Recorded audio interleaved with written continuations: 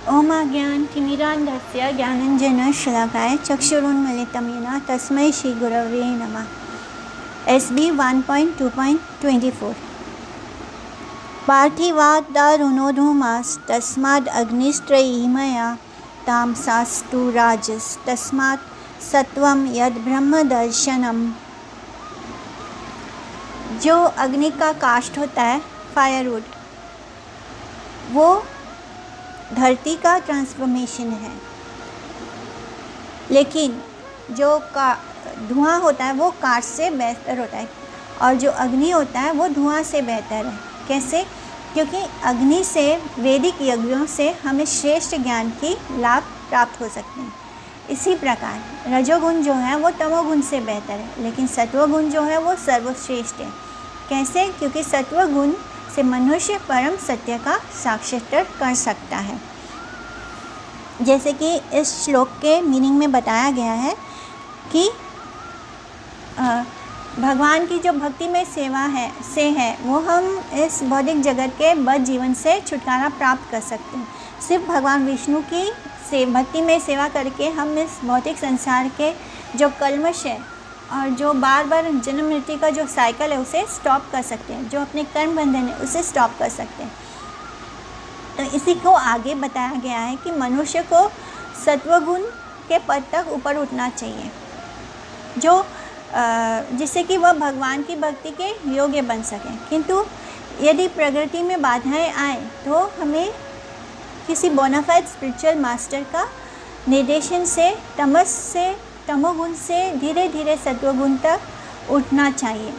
कभी कभी हम अकेले सक्षम नहीं होते तमोगुण से ऊपर उठने में, तब हमें किसी शुद्ध वैष्णव का शरण लेना चाहिए, उनकी शरणागति लेनी चाहिए, और उनके गाइडेंस में आकर हम धीरे धीरे तमोगुण से रजोगुण और रजोगुण से सत्वगुण के पद पर ऊपर उठ सकते हैं। ऐसे निष्ठावान व्यक्तियों को चाहिए कि प्रगति के लिए प्रमाणिक दक्ष गुरु के पास जाएं, यानी बोनाफाइड स्पिरिचुअल मास्टर के पास जाएं, जो उन्हें तमस, रजस तथा सत्व की किसी भी अवस्था से मुक्ति के पद तक ले जा सकता है। अल्टीमेटली हमें सिर्फ सतोगुण तक राइज नहीं होना है, हमें तमोगुण, रजोगुण और सतोगुण, mode of passion, mode of ignorance और मोड ऑफ गुडनेस, इन तीनों से भी ऊपर होना है। तभी हम इस मटेरियल भौतिक कलमश से मुक्त हो सकते हैं। इसलिए ये मानना एक भूल है कि पूर्ण पुरुषोत्तम परमेश्वर के किसी भी गुण या किसी भी रूप की पूजा करना समान रूप से लाभप्रद है। जैसे कि बहुत सारे लोग मानते हैं, वो अपने घर में सिर्फ वो सभी को भगवान बोलते हैं, सभी देवी देवताओं को भगवान बोलते हैं और उन सब की पूजा करते हैं। तो सबकी पूजा करने से हम भगवान की पूजा करने की तुलना नहीं कर सकते। हमें सिर्फ भगवान विष्णु के पूर्ण पुरुषोत्तम परमेश्वर की ही पूजा करनी है, उनके किसी और गुण या किसी रूप की पूजा नहीं करनी है। विष्णु के अतिरिक्त भौतिक शक्ति के वशीभूत होने से जितने भी भिन्न अंश हैं वो प्रकट हुए हैं इस संसार को चलाने के लिए। सारे देवी देवता कौन है? उनके भिन्न अंश हैं। इसलिए भौतिक शक्ति के विविध रूप जीव को उस सत्व के पद तक ऊपर उठने में मदद नहीं देते हैं, क्योंकि वो भी मटेरियल हैं।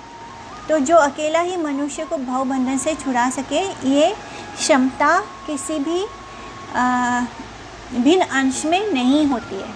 इसलिए हमें भगवान विष्णु की ही शरण लेनी चाहिए। जीवन की जो असभ्य अवस्था है, यानी जो निम्न है, पशु जीवन के समान जी रहे हैं, जो पशु हैं वो तमोगुण द्वारा नियंत्रित किए जाते हैं। जो सभ्य मनुष्य है, जो सभ्यता की अवस्था में है, वो जो नाना प्रकार के लाभों की अपेक्षा करते हैं, डिज़ायर्स करते हैं, जिनके अंदर बहुत इच्छाएं हैं, डिज़ायर्स हैं हर तरह तरह की चीज़ों को पाने की, उनके प्रॉफिट की, तो वो रजोगुनी अवस्था होती है। और इस अवस्था में हम भगवान की बस रंच मात्र ही अनुभूति हो पाती है। जैसे कि वो लोग क्या करते हैं, वो कला को बहुत अप्रिशिएट करते हैं, लोगों को, मतलब वो दार्शनिक होते हैं, फ़िलोसफिकल चीज़ों को बहुत अप्रिशिएट करते हैं। तो जो रजोगुण में होते हैं वो इस लेवल पर होते हैं एवं वो चारित्रिक एवं नैतिक सिद्धांतों से युक्त संस्कृति के रूप में प्रकट होती है। तो ये होता है रजोगुण। लेकिन जो सतोगुण होता है वो इससे उच्चतर गुणावस्था है, जिसमें हम परम सत्य जो अल्टीमेट ट्रूथ है उसके साक्षात्कार में वास्तविक सहायता हमें मिलती है। वो कब मिलती है? जब हम मोड ऑफ गुडनेस में आते हैं, सतोगुण में आते हैं, तब हम भगवान को जानने की वास्तविक स्थिति में होते हैं। दूसरे शब्दों में जो ब्रह्मा, विष्णु तथा हर नामक अधिष्ठाता देवों की विभिन्न पूजा की विधियाँ तथा उनसे प्राप्त होने फलों में गुणात्मक अंतर होता है। हरे कृष्णा।